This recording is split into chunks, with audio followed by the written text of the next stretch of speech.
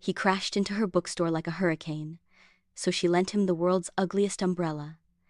Now he's stuck in a borrowing game of awkward disasters and accidental flirting. Can love withstand a catastrophe?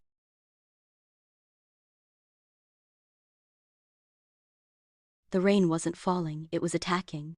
Ben Hartley, graphic designer extraordinaire, at least between the hours of 9 a.m. and 5 p.m., Mondays to Fridays, felt like a drowned rat impersonating a human being. His meticulously gelled hair was a soggy pancake plastered to his forehead, his formerly crisp blue shirt clung like cold seaweed, and his designer messenger bag felt like it contained actual lead weights instead of just a malfunctioning laptop and half-eaten energy bars. He'd forgotten his umbrella again, lulled by the morning's deceptive sunshine and the crushing deadline that had forced him to sprint out of the office. Stupid, stupid, stupid, he muttered, ducking under a dripping awning that offered minimal protection.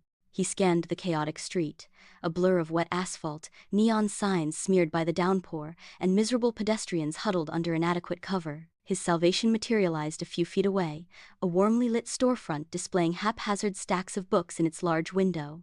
Plot twists.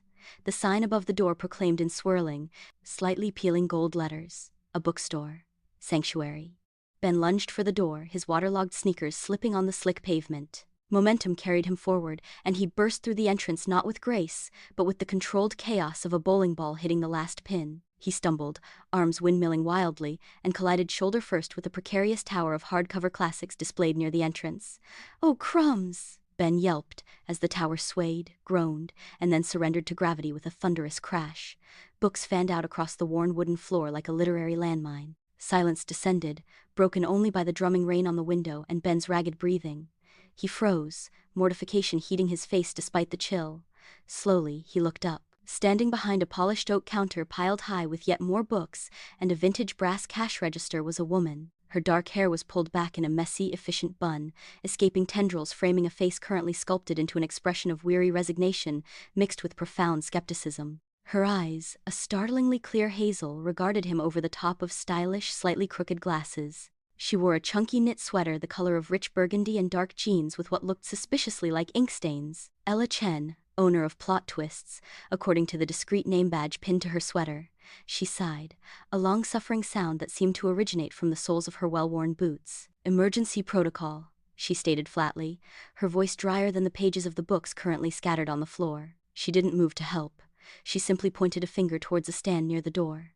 Ben followed her gesture. Amongst a collection of sensible black umbrellas hung a monstrosity. It was large, aggressively cheerful, and covered from tip to handle in bright, cartoonish cats. Fat cats, skinny cats, cats wearing crowns, cats riding unicorns, a feline explosion in waterproof nylon. It was the single most embarrassing object Ben had ever seen. "Take it," Ella commanded, her tone brooking no argument. "Consider it a loaner, bring it back." She paused, a flicker of something almost like amusement in her hazel eyes. "If you dare be seen with it again. Now, if you'll excuse me, I have a biography section to reassemble." She finally stepped out from behind the counter, moving with surprising grace around the literary carnage Ben had created, and began efficiently gathering the fallen books. Ben stood there, dripping onto the welcome mat shaped like an open book, feeling utterly ridiculous. Mortification warred with gratitude. He was soaked, he'd demolished part of her shop, and his only escape route involved parading down the street under a beacon of cartoon cats. He reached out, his fingers brushing the hideously cheerful fabric. It felt flimsy and ridiculous. "Thanks," he stammered, his voice barely above a whisper. He couldn't meet her eyes. He fumbled with the clasp, finally getting the umbrella open with an embarrassingly loud thwomp. It was even bigger than he'd feared, a neon circus tent of cats. He mumbled another incoherent apology, backed towards the door, and fled into the relentless rain, the cat umbrella held aloft like a shameful standard. Ben's walk home was an exercise in public humiliation. Pedestrians pointed and giggled. Children stared open-mouthed. A delivery van honked, and Ben was pretty sure the driver was laughing. He kept his head down, focusing on the rhythmic plink-plink of rain on his nylon feline army. He just wanted to be dry, eat something terrible for him, and forget this day ever happened. Yet, beneath the embarrassment, a tiny spark ignited. Ella Chen, with her weary sigh and ink-stained jeans, hadn't thrown him out. She'd handed him shelter, however ridiculous. There was a strange kindness beneath the sarcasm. The next morning dawned bright and clear, a cruel mockery of yesterday's deluge. The cat umbrella lay on Ben's tiny kitchen table, glaring at him with its multitude of stitched eyes. He couldn't delay the inevitable. He had to return it and face the music, and hopefully the slightly less sarcastic Ella. He arrived at plot twists just after opening. The bell above the door jingled with a cheerful note that felt entirely inappropriate for Ben's churning stomach. The bookstore was quiet, filled with the comforting scent of paper, dust, and old wood polish. Sunlight streamed through the window, illuminating motes dancing in the air. Ella was behind the counter, meticulously alphabetizing a stack of paperback mysteries. She looked up as he entered, her expression unreadable. "Umbrella return," Ben announced, trying for nonchalance and landing somewhere near awkward desperation. He held out the folded monstrosity, its cheerful cats seeming even louder in the peaceful ambiance. Ella set down the book she was holding. She walked around the counter, her movements deliberate, and took the umbrella. She inspected it, running a finger along a seam. Intact. Mostly. Her gaze lifted to Ben. No collateral damage this time? No avalanches? No minor structural damage? Ben felt his cheeks flush. "No, ma'am, just the umbrella." He shifted his weight. "Again, really sorry about yesterday. The books." Ella waved a dismissive hand. "Happens more often than you'd think. People get excited, or clumsy." She gave him a pointed look that made Ben feel transparent. "Well, mission accomplished," Umbrella returned. Cat-Astrophe averted. She turned to place it back on the stand. Ben felt a pang of something. Disappointment? Relief that the interaction was over? He took a step back towards the door. "Right, thanks again. Bye." "Hold on," Ella said, her voice stopping him mid-pivot. She was looking not at him, but at the umbrella she'd just hung up. She reached out and plucked something small and colorful from where it was caught in the folds near the handle. It was a vintage postcard depicting a ridiculously ornate Victorian library. She held it up, tilting her head. "Forgetting something?" Ben blinked. "That's not mine." Ella arched one perfectly sculpted eyebrow. "Must be borrowed too then, tucked away in the emergency cat shield." She walked towards him and pressed the postcard into his hand. Her fingers were cool and dry. "Bring it back," she said, a hint of challenge in her tone, "with the next thing you accidentally acquire here." A ghost of a smirk played on her lips. Ben stared at the postcard, then at Ella, utterly bewildered. "But I didn't." "No rush," Ella interrupted, already turning back to her stack of mysteries. "Enjoy the card, it's a good one. Lots of structural integrity." The sarcasm was thick, but there was an undeniable sparkle in her hazel eyes now. Ben found himself walking out of plot twists holding a postcard he didn't own, thoroughly confused, and yet intrigued. It was ridiculous, it was awkward, and he absolutely had to return that postcard.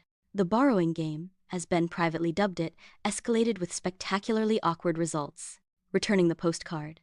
Ben walked in, determined to be smooth. "Postcard return," he announced, placing it carefully on the counter. Ella looked up from wrestling with a large box. "Excellent. Structural integrity maintained?" Before Ben could answer, his foot caught on the edge of a loose floorboard. He stumbled backwards, arms flailing, and crashed into a display table showcasing beautifully illustrated hardcovers. A cascade of expensive art books hit the floor with heavy thuds. Ben lay sprawled amongst them, groaning. Ella sighed, pinched the bridge of her nose, then pointed to a nearby shelf. "Grace Under Pressure, Mastering Poise in Perilous Situations." She read the title aloud. "Consider it borrowed. Might be useful." Ben left, red-faced, clutching the book on gracefulness, feeling utterly graceless. Returning Grace Under Pressure, determined to avoid disaster, Ben crept into the store like a ninja. He spotted Ella helping an elderly lady near the poetry section. Perfect. He'd slip the book onto the counter and vanish. He reached the counter, placed the book down, and his elbow knocked over Ella's half-full mug of tea. Dark liquid cascaded over the counter, soaking the book he'd just returned, several invoices, and Ella's favorite novelty mug that read, "Shh, I'm reading, plot twists." Ben froze in horror. Ella materialized beside him, surveying the damage. Seems Grace Under Pressure succumbed to pressure. And Earl Grey." She grabbed a roll of paper towels. "Looks like you need something more practical." She reached under the counter and pulled out a slim volume. "Knots, Essential Skills for Everyday Life. Borrow this, learn to secure things, like mugs or yourself." Ben fled, the knot book burning a hole in his bag, the smell of Earl Grey clinging to him. Returning knots. Ben practiced tying a basic reef knot obsessively for 2 days. He entered plot twists with the book held securely in both hands. Ella was perched on a ladder, reshelving books in the high fantasy section. "Knot book," Ben declared, placing it triumphantly on the counter. "Returned, dry, intact." "Progress," Ella conceded from her perch, not looking down. Ben allowed himself a small smile of victory. It vanished instantly when he tried to step back and felt a sharp tug. His messenger bag strap had somehow looped itself around a decorative brass hook protruding from the end of a bookshelf. He was anchored, he tugged. The strap held fast. Ella climbed down and surveyed the situation, her lips twitching. Essential skill, not so essential today? She approached, her fingers surprisingly deft as they worked at the knotted strap. Seems you got yourself into a bind. She freed him with a final tug. Here, she said, handing him a small paper-wrapped parcel she scooped from the counter. My lunch. You accidentally took the wrong bag yesterday. Ben looked down. He had grabbed a similar canvas bag near the door on his panicked exit after the tea incident. Inside Ella's bag was a neat container of salad, an apple, and a very personal-looking to-do list. Item number 1. Figure out why clumsy graphic designer keeps destroying shop. Item number 2. Stop finding it weirdly endearing? Ben's eyes widened. Ella snatched the list back, a faint blush creeping up her neck. Just bring the lunch bag back, she muttered, suddenly very interested in straightening a pile of bookmarks. Each visit was a fresh disaster. Ben knocked over a display of bookmarks shaped like swords.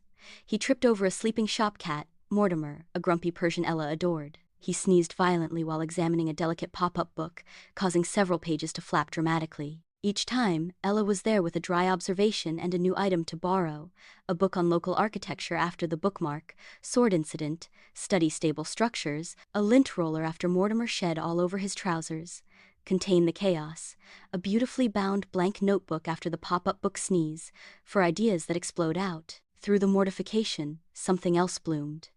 Ben discovered Ella's sharp wit hid a deep kindness. She patiently helped a little boy find dinosaur books. She recommended obscure literary fiction to a college student with uncanny precision.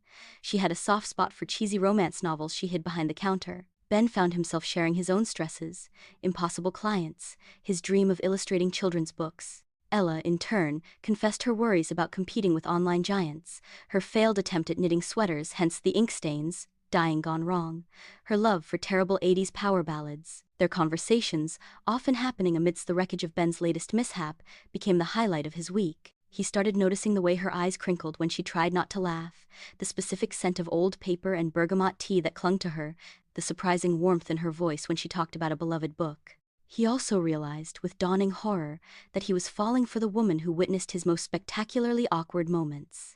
And he suspected, based on the to-do list blush and the way her sarcasm had softened into teasing, that she might feel something too. But how could he possibly confess while constantly endangering her inventory? The final borrowed item was the lunch bag. Ben held it carefully, like it contained rare diamonds. He'd washed it meticulously. He'd even ironed it, badly, resulting in a slight scorch mark on one corner. He stood outside plot twists, taking deep breaths. Today was the day. No disasters, no clumsiness. Just a smooth return, a heartfelt confession, and maybe, hopefully, not getting laughed out of the store. He pushed open the door. The bell jingled. Ella was behind the counter, but she wasn't alone. A tall, impossibly handsome man with artfully tousled hair and a confident smile was leaning on the counter, chatting easily with her. He looked like he'd stepped out of a cologne ad. Ben's heart plummeted into his soggy sneakers. Of course, why wouldn't she be talking to someone suave and disaster-free? Ben hovered near the entrance, clutching the lunch bag. Ella glanced over, her expression unreadable. Ben, you brought it back. Her voice was neutral. The handsome man turned, his smile widening. Ah, the infamous borrower. Ella's told me all about your unique relationship with gravity. His tone was light, teasing, but it felt condescending. Ben forced a smile that felt more like a grimace. Yeah, that's me, gravity's chew toy. He walked towards the counter, focusing intently on placing the lunch bag down carefully. Here, clean, mostly. He gestured lamely at the scorch mark. Ella picked it up. You ironed it? Tried to, Ben mumbled, his cheeks flaming. The handsome man chuckled. It sounded like bells tolling Ben's romantic doom. Charming, the man said. Well, Ella, darling, as delightful as this is, I must dash. Opening night at the gallery, you know. You are still coming? He directed this at Ella with an intimate smile. Ella hesitated, her eyes flicking to Ben, then back to the man. Oliver, Of course you are. Oliver breezed on, leaning into air. Kiss Ella's cheek. Black dress. Be stunning, as always. He winked at Ben. Try not to break anything vital on your way out, mate. With a final, dazzling smile, Oliver swept out of the shop, leaving behind a cloud of expensive aftershave and Ben's shattered confidence. The silence stretched. Ben stared at the counter, the polished wood grain blurring. He felt like an idiot. Of course Ella had a life. A life with handsome gallery owners who wore black ties and didn't trip over their own feet. His grand confession shriveled and died. Ben, Ella started, her voice softer than usual. It's fine, Ben interrupted, his voice tight. Really, just returning the bag. Umbrella, postcard, books, notes, lintroller, notebook, bag, all accounted for. He forced himself to look at her. She looked concerned, annoyed. He couldn't tell. No more borrowing needed. Debt paid. Cat-Astrophe finally over. He managed a weak smile that felt like tearing tissue paper. Thanks for everything, even the cats. He turned to leave, the familiar ache of humiliation replaced by a deeper, colder disappointment. Ben, wait! Ella called out. He paused, hand on the door, but didn't turn back. He couldn't bear to see pity in her eyes. It's okay, Ella. Really, have fun at the gallery. He pushed the door open, the bell jingling a mournful farewell. Ben walked blindly, the bright sunshine feeling harsh and mocking. He replayed Oliver's words. Darling, opening night. Be stunning. He pictured Ella laughing with Oliver, elegant and poised, a world away from ink stains and clumsy graphic designers. He'd been a fool to think their awkward dance meant anything.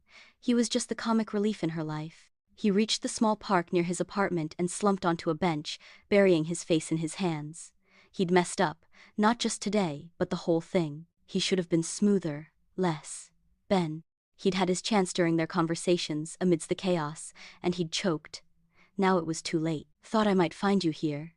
The voice, dry and familiar, came from beside him. Ben jerked his head up. Ella stood there, silhouetted against the sun. She wasn't wearing a black dress. She wore her usual ink-stained jeans, her chunky sweater, and her slightly crooked glasses. Ben stared, speechless. Ella sat down on the bench, leaving a careful foot of space between them. She didn't look at him. Oliver, she began, her voice calm, is an old friend, from art school. He runs a gallery downtown. He's charming, successful, and utterly convinced the world revolves around him. She finally turned to look at Ben. Her hazel eyes were serious, searching his face.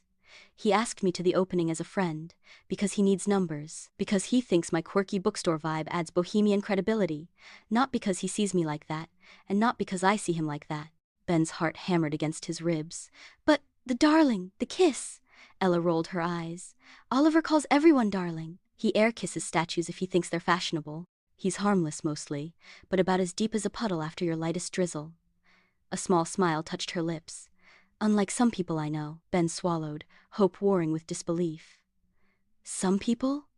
The ones, Ella said, turning to face him fully under the canopy of cats, who demolish my biography section, who spill tea on my invoices and favorite mug, who get trapped by their own bag strap, who iron lunch bags into submission. Her voice softened, losing its usual sarcastic edge. The ones who borrow ridiculous umbrellas and vintage postcards and books on knots they clearly don't need. She paused, taking a breath. The ones who make me laugh more than anyone else, who tell me about their dream of illustrating kids' books and make it sound magical, who look utterly mortified one second and surprisingly earnest the next. Ben couldn't breathe. Ella, I realized something, she continued, her gaze steady on his. When you walked out today, when I thought you were just going to vanish, it felt like someone had turned off the lights in the shop. And not just because Mortimer knocked over the lamp again, she fiddled with her hands. Letting you borrow things, it started as sarcasm. Then it became an excuse. The only way I could get you to keep coming back without seeming desperate. She gestured vaguely. The cat monstrosity? Totally deliberate. I saw you running in the rain looking like a drowned poodle. I knew it was the one thing guaranteed to make you have to come back. A faint blush rose on her cheeks. And I really, really wanted you to come back. The world tilted. Ben stared at her, the vibrant sunlight above them. All the awkwardness, the mishaps, the borrowed items. They weren't just accidents, they were the path. Her path. Okay, fine. The words burst out of him, fueled by a surge of relief and courage. He shifted on the bench to face her properly. You want honesty? I'm not actually that clumsy. Well, I am, he conceded, but I started leaning into it. Maybe knocking over the bookmark swords wasn't entirely gravity's fault. Maybe I lingered near that loose floorboard. Strategically. He took a deep breath, looking straight into her hazel eyes. I kept coming back because I like you, Ella. A lot. More than I've liked anyone in, well, maybe ever. Even when you made me borrow a book on gracefulness after I spilled tea everywhere. He managed a shaky smile. Even when you witnessed me get defeated by a brass hook. Ella's smirk returned, wider and warmer than ever before. I know. She nudged his shoulder gently with hers. And letting you borrow things was the only way I could get you to keep visiting without seeming like a complete lunatic. So, she held the umbrella handle. Wanna borrow it? Permanently? Maybe go get coffee? Or, just sit here for a while? Under the cats? Ben looked at the offered umbrella handle, then back at Ella's face. The intelligent eyes, the sarcastic curve of her lips, the faint ink smudge near her temple, he suddenly found incredibly endearing. He didn't take the umbrella. Instead, he reached out, his hand finding hers where it rested on the bench between them. His fingers intertwined with hers, warm and real. He leaned in slowly, giving her time to pull away. She didn't. His lips brushed hers. It was soft, slightly awkward. Somehow, Ben's nose bumped hers gently, and utterly perfect. It tasted like possibility, like old paper and bergamot, and the sweet absence of Earl Grey tea stains. Ella kissed him back, her hand tightening around his. When they finally pulled apart, breathless and smiling, the cat umbrella wobbled slightly, forgotten above them. Permanently sounds good, Ben whispered, his forehead resting against hers. But maybe we can share the borrowing rights. Ella laughed, a clear, warm sound that filled their small, colorful world. Deal. Though I reserve the right to lend you terrible books whenever you need a reminder not to take yourself too seriously. Ben grinned, the weight of embarrassment and doubt finally lifting. Only if I can accidentally borrow your lunch sometimes, and maybe your company. He gestured to the sunny park path beyond their feline shelter. For a walk? Without the umbrella? Ella stood up, pulling him with her. She folded the cat umbrella with practiced ease, tucking it under her arm like a cherished, if bizarre, trophy. She kept hold of his hand. Ben Hartley, she said, her eyes sparkling. You don't need to borrow my company. It's yours. Always. She squeezed his hand. Shall we? They stepped out into the sunshine together, leaving the shadow of the borrowed Cat-Astrophe behind, walking towards whatever plot twist came next, hand in hand. The ridiculous umbrella, tucked under Ella's arm, was no longer a symbol of embarrassment, but a bright, shared flag of their perfectly imperfect beginning. Enjoyed the story? Like, subscribe, and hit the bell so you never miss the next one.